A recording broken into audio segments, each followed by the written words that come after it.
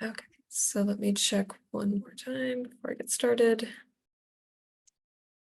Okay, so hello everybody. My name is Isabel Bowman and I work for the Windham County Natural Resources Conservation District. Here I am I'm a member of the Southeast Vermont SISMA, and I'll explain what all that means in just a second. But we are here today to be talking about the Whetstone Brook project that the SISMA worked on over the summer. And the full title, as you can see here, is Protecting the Whetstone Brook, Riparian Zones Mapping, Planning, and Outreach. So first, wanted to provide an overview of what we're going to talk about tonight. First, I'm going to describe what a SISMA is, and then talk about the Whetstone project over the summer, and then what results came from that project, some management recommendations that we have, and then what the next steps are, and that's where you guys can come in and provide some feedback. So if you haven't heard of a SISMA, we are a cooperative invasive species management association. These can be found across the US, kind of spattering. So we are basically just partners of invasive plant experts. This can include public and private land managers, people of the public. Basically, everyone's trying to engage in invasive species conversations, whether that's identification, management, and then helping to really get boots on the ground practices. So having volunteers help with different projects and also keep the community engaged. So specifically, our SISMA is Southeast Vermont SISMA. I don't have a map up here, which I realize we should have, but we are in Windham County and we were established in 2019.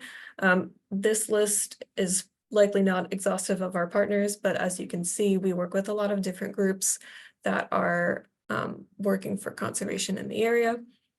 And the group I'm from, the Windham County Conservation District, is, I don't know if you can see my mouse, but you can probably see the logo.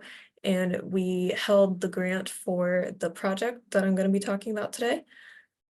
So that's one role of partners in this group. A lot of our partners provide expertise in their different areas so they can come to site visits and talk about different aspects. For example, the county forester can talk about different trees on the property as well as the invasives that are there. So lots of different expertise really help make this work. We've had a lot of webinars like this one, but they have included invasive plant ID, ways to manage invasives non-chemically, jumping worms as a big one that a lot of people talk about, and things like buckthorn, so all kinds of different webinars. And I shared the link and I'll share it again at the end of our website where you can see those webinars from the past. We also have worked on the Japanese stiltgrass early detection and rapid response program. Stiltgrass is common in a lot of different states below us, but it's not so common in Vermont. We're trying to prevent it, sort of be the holding line at Windham County so it doesn't get too far into Vermont, because this little grass can really cover the forest floor and that can be very dangerous. And then another example I wanted to point out was the Dummerston case study. We did worked with a landowner to talk about invasive treatment on his property, and then we were able to visit over the summer and see how those treatments went and what next steps that he's going to do. So that's sort of an example of what kinds of things we do. But the project we're talking about today is the Whetstone Brook Invasives Project. If you're not familiar with the Whetstone Brook, this is an image that sort of shows it along the highways. You can see it's in mostly Brattleboro, but it actually starts over here in Marlboro, and it goes along Route 9 and down into the Connecticut River. And then these yellow, might look white to you, lines are showing different areas of the waterway. So you do see that those go into Dummerston. So that town is also considered here. Oh, sorry, should finish the rest of the slide. So the whole point of the project was to take an inventory of riparian invasive plants in this watershed. So to do this, we wanted to have a mapping project that included a community element. So we worked with iNaturalists so that people can plot any invasives that they saw onto a map, and we would be able to generate a map of invasives for this watershed. So the way we did this, we started with lots of different outreach. So we're on social media, we have different newsletters from the different partners, also just reaching out to partners to get the word out there, and then posted on Front Porch Forum with some flyers and information about our events. But I wanted to talk a little bit about our postcard, which you can see on the right over here, which had a picture of a couple different invasive, or pictures of different invasive plants and their identifications, and then it prefaced or pushed people to either, hold on, sorry, admitting people. So the postcard sent people to fill out a form to talk to a SISMA member, and it also told them about the events that we were hosting. So the form, which is over here on the right, asked people to fill out what invasive plants they had on their property, if they wanted someone from the SISMA to reach out to them and visit the property. And at those site visits, we would provide technical assistance, and also, if possible, any sort of ideas for grants or financial assistance that they could have for removing the invasive plants. And then we, with permission, would add the location to the map so that we could add as many places as possible to the iNaturalist map. If landowners didn't want that, there's also an option to do sort of an area, so it wouldn't just be like directly a point on someone's house. We also had two different events. This picture is from one of them. Farmies, who's on the SISMA, has property that has lots of different invasives on it. And it was a great way to get the public to see, he was great at identifying invasives and then also walking around the property to show where different treatments had been done and treatments hadn't been done, so we could sort of see a time scale of that. And he also talked through using iNaturalist, and we talked about that a little bit. So we provided this part of the sheet where at the top right of how to create an iNaturalist account, and sort of gave people an explanation of how this really works. Basically, the way iNaturalist works is you set up a boundary and you say, I want to only get information from this certain area. And so we were able to just select the whetstone and invasive plants. And then we also selected research grade ID. And so what this really means is if someone were to take a picture and post that on iNaturalist, someone else now needs to go back and verify that that was the right invasive identified. This way, we're not just getting random pictures or pictures that are hard to tell, especially when, you know, if a native and invasive look pretty similar. We wanted to make sure we could identify those pretty well. And the bottom shows sort of the landing page of our iNaturalist. So moving along, we have our results. So we sent out 1,874 postcards in the area. This resulted in 14 visits to landowners. And sorry, Zoom's covering things. So then on iNaturalist, the actual map you can see here is pulled straight from that. We had 61 observers, so this means 61 people went out and took pictures at different places. We had 632 observations, so on the map, all these little green dots, if you could see them all, which if you zoom into Brattleboro, it sort of explodes. So I didn't do that for this talk, but there were 632 observations made, and then there were 102 identifiers, so those are the people who then verified any observations. And that resulted in 33 invasive plant species. Oh, there we go. So as you saw, the distribution, which we'll talk about in a little bit, was along roadways and very densely in Brattleboro. But I also wanted to share the different species that we saw. Obviously, all 33 didn't quite fit here, but you can see the main ones, which I'll talk about in a second. And then you can see, so that's really the Oriental bittersweet, the buckthorn species, knotweed, multiflora rose. And then slowly we see some Japanese barberry, wing unanimous, garlic mustard, and some of those other common invasives are also seen. So the most common, as I just pointed out, was Oriole bittersweet that had 108 observations. That's the picture on the left. The middle is glossy buckthorn, and I combined glossy and common buckthorn for this number because I think we only had 5 common buckthorn, and I thought that seemed a little weird, so maybe people aren't quite getting the idea or the ID perfect. And there were 95 observations of those, and then for knotweed on the right, there were 76 observations. So before I move on, I wanted to sort of clarify a couple things. We often see, as I mentioned, the points are along a lot of roadways, and that's likely because that's where communities are. So that's where populations tend to, use these apps and identify plants. So you can clearly see some gaps in areas that have less prominent roadways. Another thing is the numbers that I just gave you. So back here, the number of observations is kind of tricky to see as just a single number because someone, an eye naturalist, can identify a whole patch of knotweed, and that can be one observation, or someone can walk, and see a couple different bittersweets next to each other and count each one of those. So just keep in mind, it's sort of just how many or the number of common invasives, that number is going to be drastically larger likely than what we're actually seeing on the ground. Or the number we have here is probably smaller, that's what I have to say. And then I also want to point out some low-lying plants. So hopefully this doesn't make people's heads turn. You can see here back on the graph, there's garlic mustard here, and it's not very high up. I mean, I guess out of 33, it's not terrible, but I expect far more garlic mustard than this on the ground, but it's hard to see when it's in that early stage. So when they're really close to the ground, we might be missing some of those invasives.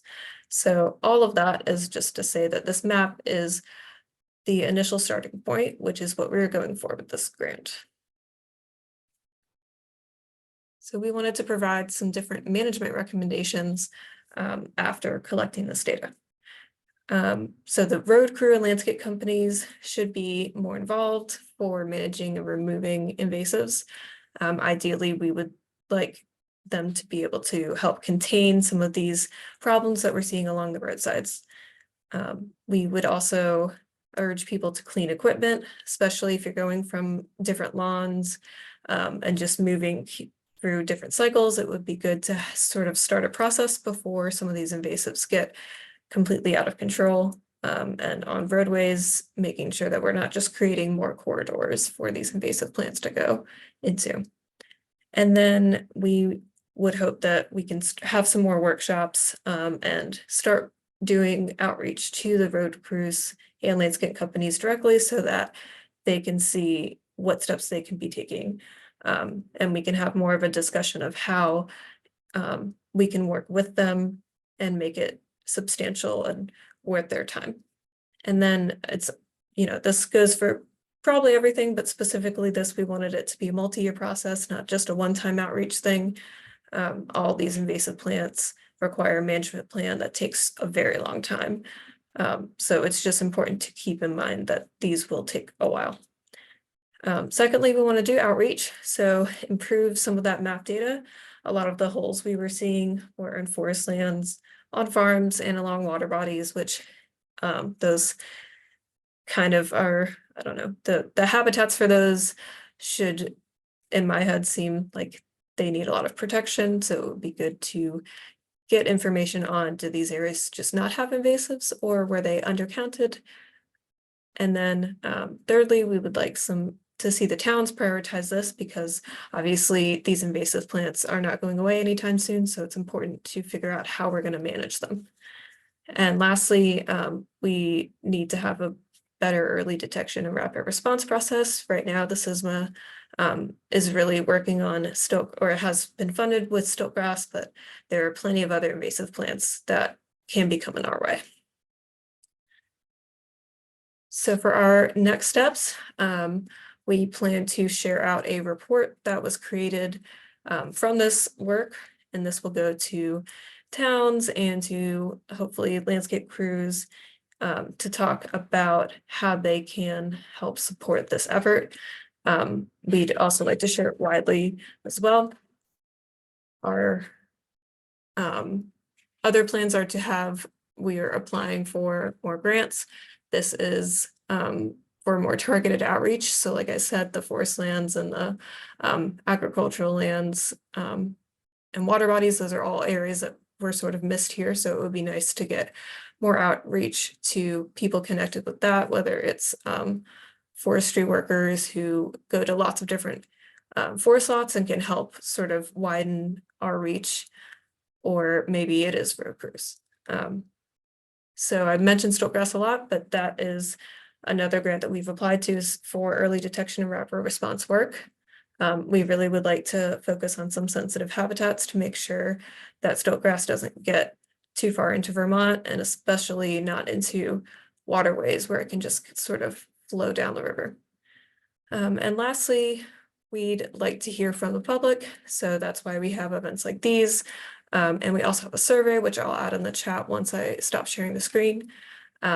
So our survey actually connects to conservation in Windham County. We have what's called a local working group that focuses on conservation in this area. Basically, we take information from the public and we focus funds from the state based on that information. So for example, this year we have $300,000 in funding for various projects within Windham County. And this is very useful because now people who have projects that want to get funded can be compared only in Windham County versus all across the state. This year the focus is on forested lands, and some of the topics, there are a lot more than this, but I just included a few. So some of the topics are weed treatment, riparian forest buffers, and tree establishment. So if you are interested in taking the survey, I'm going to put that in the chat. Let me stop sharing so I can do that. Sure. Okay. And then I also want to just share the SISMA's website because we have a lot of invasive plant resources on there, and you can always reach out to us about this project or any if you want a SISMA member to visit your property. That's something else that can be done. Oh, hold on. My screen decided to not be sharing. So, 1 second here. So I also want to just show the iNaturalist screen, but don't know if that's going to be as friendly as I thought. There. So this is the project. If you've never used iNaturalist, I thought this would be a great way to show people sort of what it looks like. So as I showed before, this was the project, and we had an option, or we wrote a little narrative about our goals. And so we blocked out the boundaries for the Whetstone Brook, and then we included all these different invasive plants, and it goes on and on, that we believed were in the area.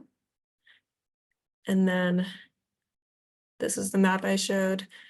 And if you zoom into areas like Brattleboro, you can see, well, that's one specific one of Dames Rocket. You can see it had 2 people identifying it, which made it research grade. And you can click even more information about that if you wanted to. But the map is very great because it shows you sort of what areas are good to focus on. And obviously a lot of this is along the main stem of the Whetstone. But you can clearly see some of these areas near Marlborough, or out when you go towards West Brattleboro, there's a lot less covered. And you can also look at the different species that were identified and find out more information about them. There's also the list. You can look at a list of the different plants and where they were found. So if you're looking for a certain area, maybe you're looking for your property and wanted to see all the ones near there, you can look at this list. or grid if you're more visual like me. So stop sharing that. The iNaturalist, please. Yes. See if I can get the overview.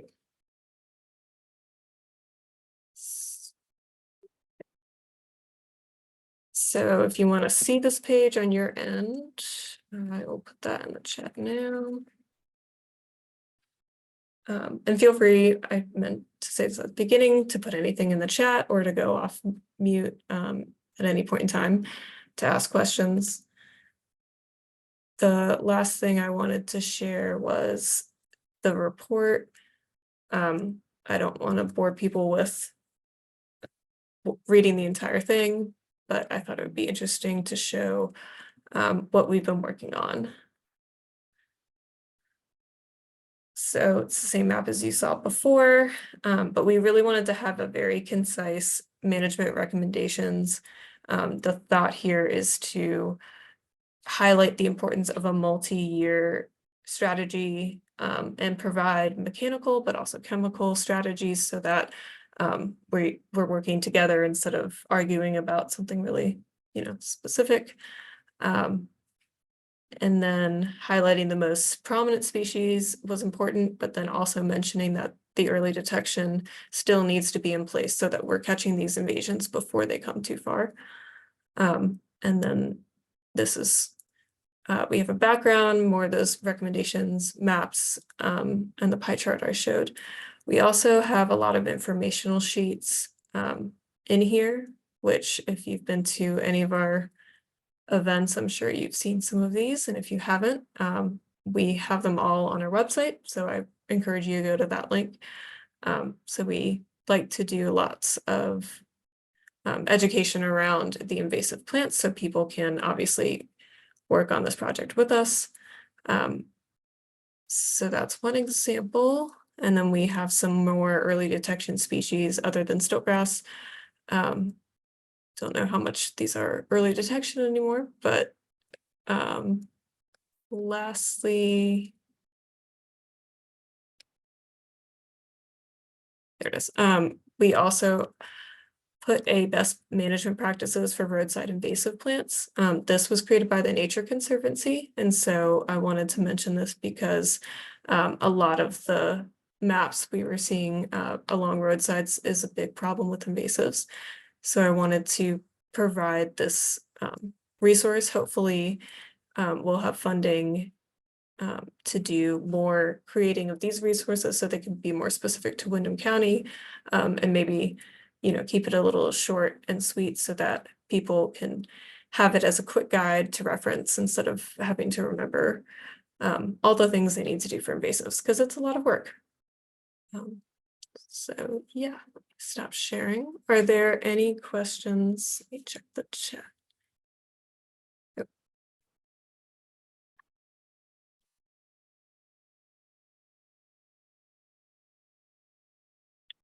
If anyone on the webinar lives in the Whetstone Brook watershed and would like to have help identifying plants on your property, please reach out. That's going to be the big emphasis in the next phase, is trying to get to those folks that we didn't reach in this round. So we have a little better idea before we move kind of full speed into implementation.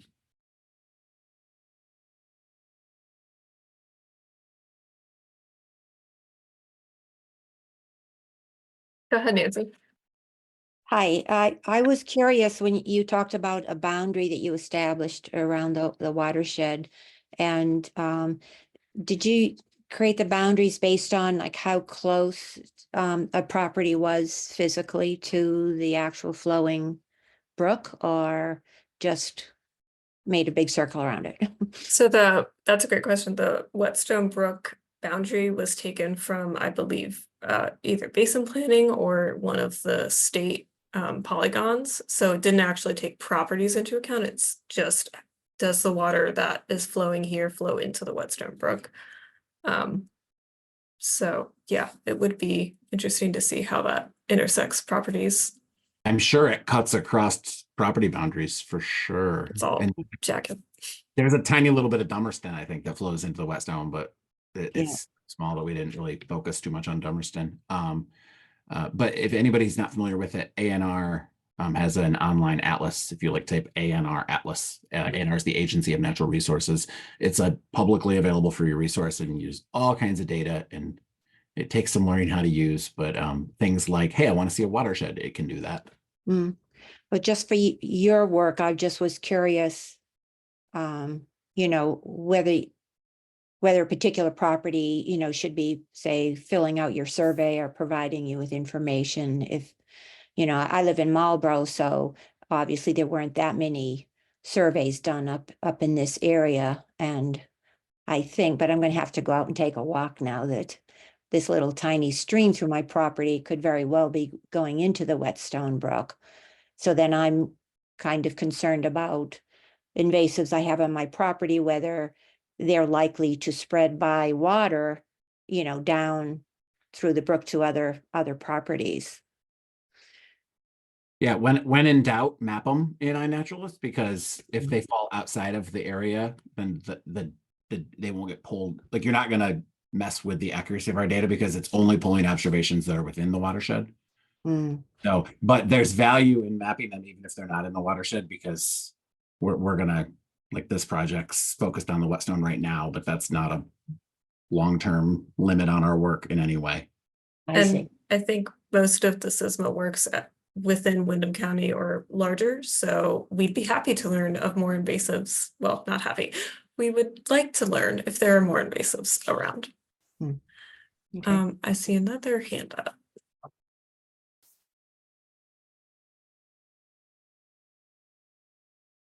It might be my hand. It's Steve Lemke. Yes. Isabel or Corey, any reason to believe that what you found in the Whetstone watershed would be any different in the Green River watershed or other watersheds that are adjacent to this one? I know that that's somewhat assumptive on your part, but I'm assuming from our side that what you're seeing there sort of mimics what we're seeing in the Green River watershed. Sadly, I think it would be pretty similar. Having traveled around Windham County, there's a lot of invasives, and I think obviously they don't conform to boundaries because that doesn't matter to an invasive plant. So really waterways are a great source for them to just be taken, especially with the flooding this year. I know I visited a farmer who had some knotweed on his property, and I visited him after the floods, and it just sort of filled in. So they really can just take advantage of the waterways, and looks like roadways as well. And one quick follow-up question on that. Are you seeing invasives addressed reasonably well in town plans or even hazard mitigation plans within towns?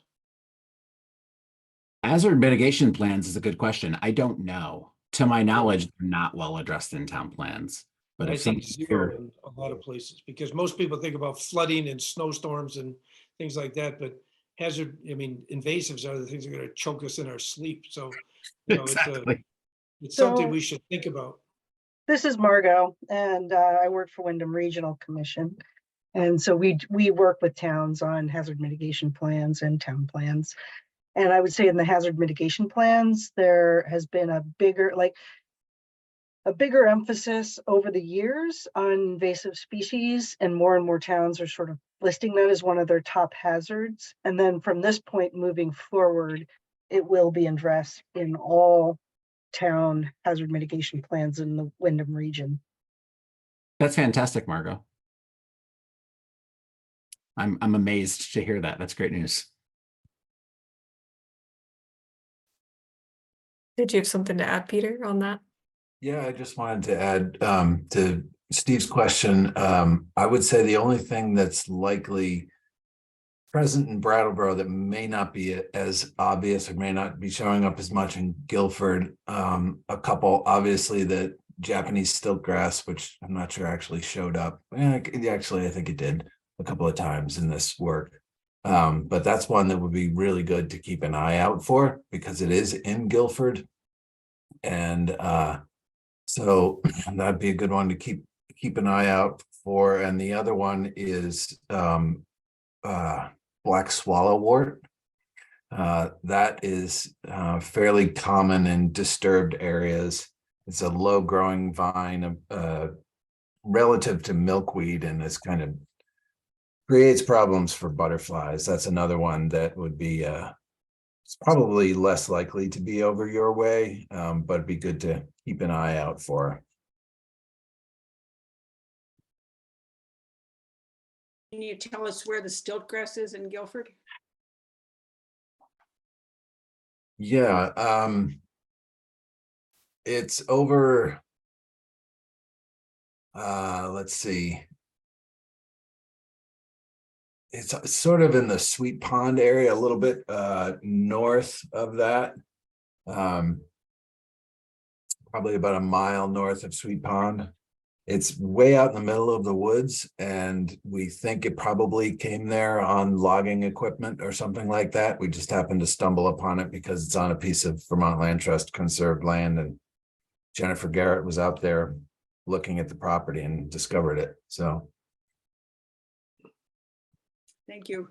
And Yep. we've seen black swallowwort right along the road in the center of Green River Village, so, oh yeah, that's too bad. Sorry to hear that. We're working on it though. yeah. Great.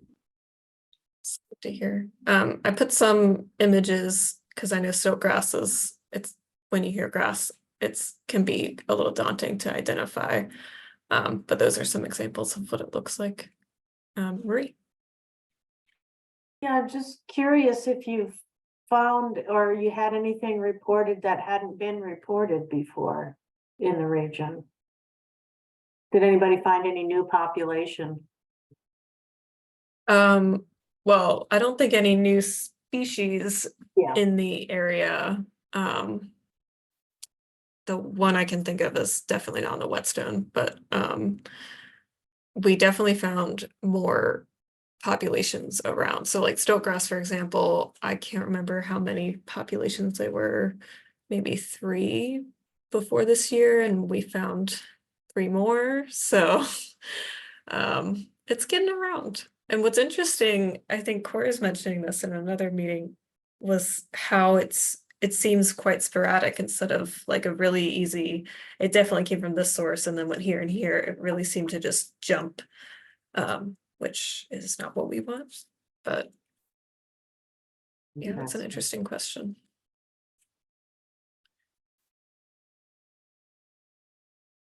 Yes, Pamela, see your hand. I'm wondering, do you think you're actually making any progress? I mean, because my one experience, I think I've talked to several of you, and I think you've been to my property, and it was about the section of the Whetstone, which is by the drawing studio, and which is filled with Japanese knotweed and other invasives.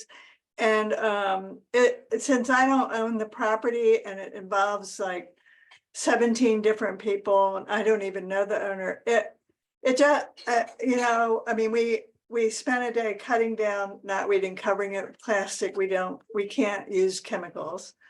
And I tried to get a hold of the person that was recommended, who I could not get a hold of to do just to get an estimate. And it just became very frustrating, you know, and it's still there, except for some that we cut down and put plastic over, but it's still covered with knotweed. And I just sort of feel like it bothered. I mean, I think from walking with you a few times, it seems like the Whetstone is just an environmental catastrophe, basically, and that you know, it's nice to map everything. I mean, and probably essential, but what are the steps to actually, you know, get rid of the stuff? Just talking about the Whetstone, for example. So good question. Yes, it is hard to talk about invasive species and not see the negatives. I definitely think it's usually last thing in my mind is to bring up, well, we could do, you know, plant something native to replace all the invasives after removal, but the hardest thing is removal. And I will say we've grown considerably our list of invasive plant applicators. So I can send you our new list because I don't know the list I sent you was a while ago, so I know we have more people who are interested in helping. Let me write that down. But I do think that properties like I can't remember his last name, but Sam's property in Dummerston showed, from what I heard before and after, there was a lot of success with treatment. So it is possible. It is a long-term thing, and I think that's the hardest thing to think about. And so that's why we wanted to map, because if you start with mapping and saying, here's where everything is at right now, then it's easier to get grants so the implementation can happen. So we can actually go on the ground, and whether it's a mechanical or a chemical removal, depending on the situation, we can actually do that. We've done for stiltgrass a lot of hours of hand pulling, and there's actually a property in Putney that had an area, and within 2 days we were able to pull all the stiltgrass from the area. So it is possible. It does take a lot of time. So I would say there are positives. It's just hard to think long term for the Yeah, positives. And I think it varies from species to species. With things like knotweed, we're not going to eradicate knotweed from southern Vermont on our own. Maybe, I mean, I think that's going to hinge on something like a biocontrol, which I understand research is ongoing on finding something that will just, feed on the knotweed that we can release. That's been done with other species around the country. But in the meantime, I think we focus on like micro habitats, like spaces where like this has the potential to be a really good, healthy ecosystem if we could just get rid of it here, or keep it out of this adjacent forest block with, with certain species. So I think it's like spot by spot trying to prioritize. But the data that we're gathering, like Isabel said, can really be used to advocate for greater funding and greater emphasis on this issue.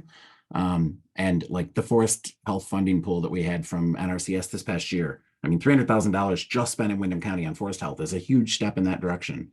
And I think that number in future years could grow quite a bit. And so that's that. You start to talk about that scale of management, and it's going to make a difference. And But yeah, your situation on the Whetstone in Brattleboro is really challenging because it's like you mentioned, you don't have sole authority over what happens there, and that's one of I them. don't have any authority, but Right. I'm trying to, but I mean, I think it would be not, so my idea is, well, we have this nonprofit drawing studio right on the river. And so that we're looking at, we have very communitarian ideas. So we should take some responsibility. And I feel strongly about the issue anyway. So that's why I'm, but if there were like tiny, and so my thought is, well, not for the whole Whetstone River or for Brattleboro, but for, 100 yards along the Whetstone, but if there were like tiny grants or little grants that would be really helpful, I think. And then with help like that, see, I don't even know the owner of the building. I mean, she said, well, sure, do whatever you want, but she didn't,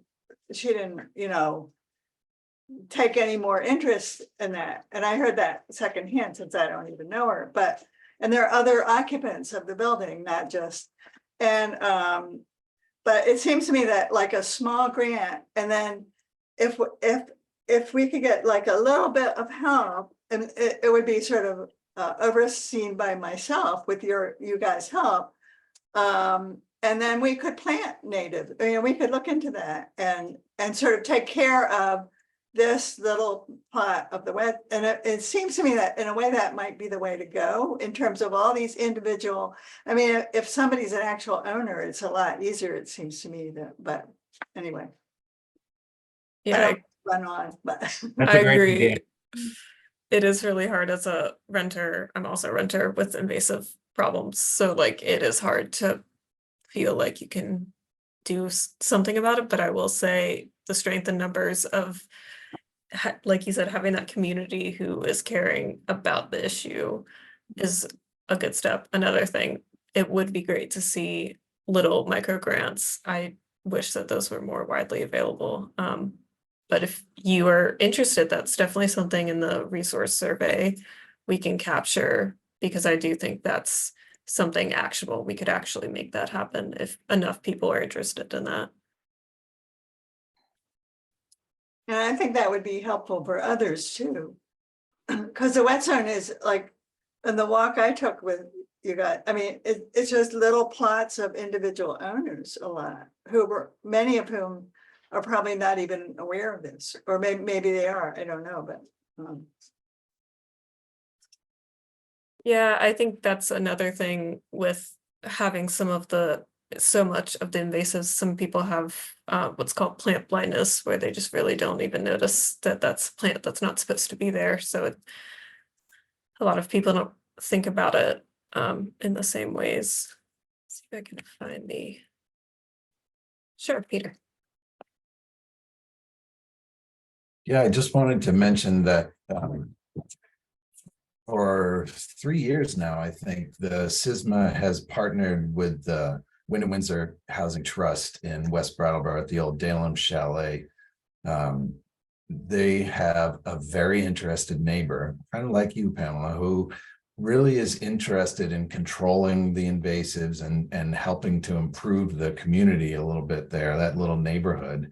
And so she contacted us and asked us if we would come do a day there. And now we've done 3 years in a row. We go over there, and the housing trust gets a bunch of people to come, and we spend a morning and we cut and yank and treat invasives all around that place to try to improve it a little bit. And it's actually starting to look pretty good. I mean, we haven't controlled them, that's for sure. They aren't gone, but there are many fewer, and there's more usable space now. So if there is sort of the community will, there are opportunities to get volunteers and to get the SISMA involved and maybe take on a little project like that.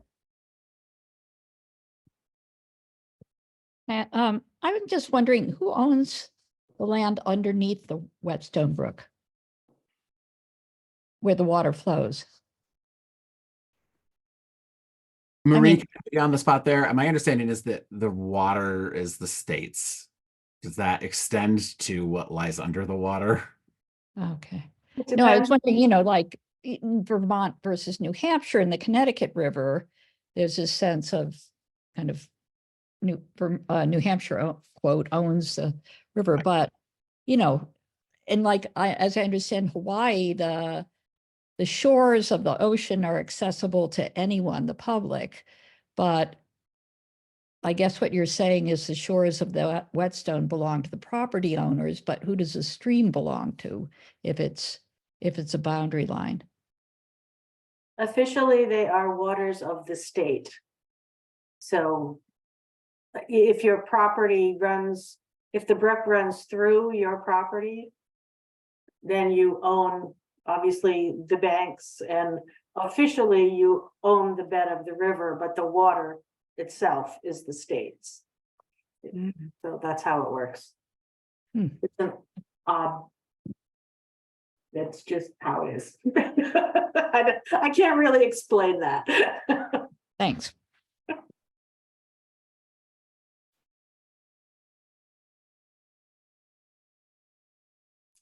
And I asked partly because our road, our very short road crosses the Whetstone in Marlborough. So, and we live uphill from it. So I'm interested. I'll fill out the survey. Awesome. Are there other, oh yes, another hand. Let's see. Could you talk a little bit more about the training that you did for the 61 iNaturalist observers? I can identify a lot of invasive species, but if I started mapping my neighborhood, I know I would miss some. So how did you bring people up to speed to do the mapping? Sure. So we held 2 different workshops on identifying invasives, and we walked around different properties and then talked about the different plants. And then we showed the app we actually have, which I can put on the screen. I remember where it is. We had basically an outline that the AmeriCorps member for VLT, Vermont Land Trust, created, and it was walking through how you create an iNaturalist account and then how you actually use the app. And one of the features is actually it can help identify the plant that you take a picture of. So we worked on not only in the field talking to people saying, you know, this is glossy buckthorn, here are its traits, but we also had this explanation of how to use the app itself. And so that's one way. Another thing that should be considered is we have that verification like I talked about, so people can go online, and when you go into iNaturalist, you can click on a plant. Let's say you don't know, you're not very confident on Oriental bittersweet, you can look at that plant and it gives you all this information about what it looks like, when its berries bloom, or when its berries show up and what color they are. And that can help, and it shows you all these pictures people have taken that have been verified as that plant. So it's a great way to sort of help yourself identify those plants. So it wasn't a formal training in the sense of all 61 people. But with those verifications, we feel pretty confident that that is an accurate, that those are accurate assessments. We can also see every observation. So if there was any concerns, I think I removed all of 3 because the pictures were just not, you just could not tell. And I was like, I don't feel confident in confirming this one. So we already have a Guilford project on iNaturalist. It's called Wild About Guilford. We also have a Green River watershed project. So if we were to start mapping in either place, set our own project for identifying and mapping invasives in Guilford, for instance, would you suggest creating another project that's just invasives? Of course, we already have 5,000 observations in Guilford of all kinds of things. it'll actually pull those together. So if you have your list of invasive plants, that's one thing you need to create. So you create the boundary on a natural list, and then also you have to create the list that are plants that are invasive that are going to be included. So any of the observations that you already have will, if they fit those categories, they'll fill into the project, which is nice and very helpful. I guess it would depend on how you want to approach it. I think creating more projects would be interesting, so you can be really focused on just Guilford or just the Green River. But that's my take. Go ahead, Corey. Thank you. Yeah, I don't think Haley Colden's not on this call, right? I can't see other persons. Okay, Haley Colden with the River Conservancy would say this if she was here, so I'll say it.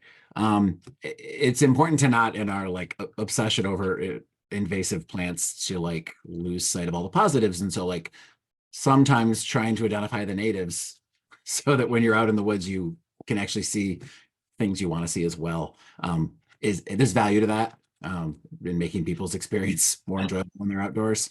And so like I'm somebody who was not strong at plant ID at all when I got this job, and as a result of doing the work I do, I'm getting really good at identifying invasives, and that's the thing I'm the best at because that's what I do all day. And I'm not sure if that's the healthiest thing to do with your time. So I guess, Linda, my answer is like, maybe there's some benefit to saying like, let's just keep identifying everything out there. And then you can like pull the data down if you want to just see the invasives. Okay, that's helpful. Just a thought. Now, we love our Wild About Guilford page, and you know, it's fun to go and see all the things that people are seeing in their neighborhoods. And Yeah, I'm looking that up right now. okay.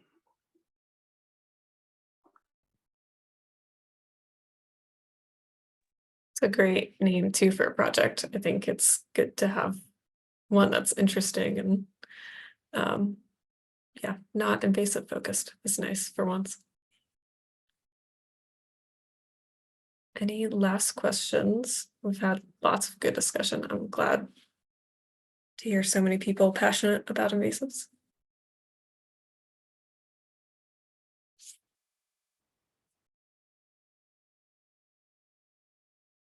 Okay, so I'm just going to collect some of the resources or refer to the ones that we have in the chat. We have the website for the SISMA, our conservation survey for Windham County, and then the iNaturalist page you can also find by looking up the Whetstone watershed. It's the only one that has that in its name, which is very helpful. And then we talked about A&R Atlas. If you're trying to look at different parcels and understanding this different layers, that is another one you can add on here. So I can spell. And then I also put in there an invasive quiz. So the SISMA created a quiz to help people with this project. And for some reason that escaped my mind when I was asked that question. But we created a quiz that people can go through and anybody can take it, and it doesn't give you bad points if you get anything wrong. It's there to just help you sort of learn the difference between lookalikes plants. And then I will send out a follow-up if you registered for this event, which hopefully you all did. I'll send a follow-up email with this information, and I can also send the list of invasive removal in the area. So people who are registered and want it to be on a list that was sort of compiled throughout the SISMA. And yeah, any last thoughts before I wrap up? Yes, Pamela. Do you have, just from what you just said, do you have little groups go out and concentrate on a little area and get rid of the invasives in that area? Do you have little projects like that? Yes. For example, the stiltgrass group, there's little pockets in Brattleboro that we've gone to, and now it's expanded to Guilford and Putney, as we've mentioned. But we'll go out and manually remove. But those you have plants. it on the listserv, so people, it's a work group, in other words, a little work group that goes and does it. Yeah. Not just yourselves, but other, volunteers. Yeah, I don't think it's as widely spread because with stiltgrass, there's a lot of concern of spreading it pretty easily. But that's definitely something we do with aquatic invasive species. So I lead a kayaking group that goes out on the Connecticut River to remove water chestnut. So an invasive that wasn't even covered here, but another one. And Pamela, I think that's a great idea. I think that we probably need to build more opportunities for volunteers to be a part of this. Yeah, I mean, There's a I lot would of be passion. interested, yeah. I think Great. people would join. I mean, I have joined several walks to see where all the invasives are, but like, I'd like to more do something. Well, if you, like you said, have a knotweed problem, maybe that's a good location to start with. So that's a great idea. Okay, well, thanks everybody for joining. I appreciate it. Thanks to you. Thank you very much.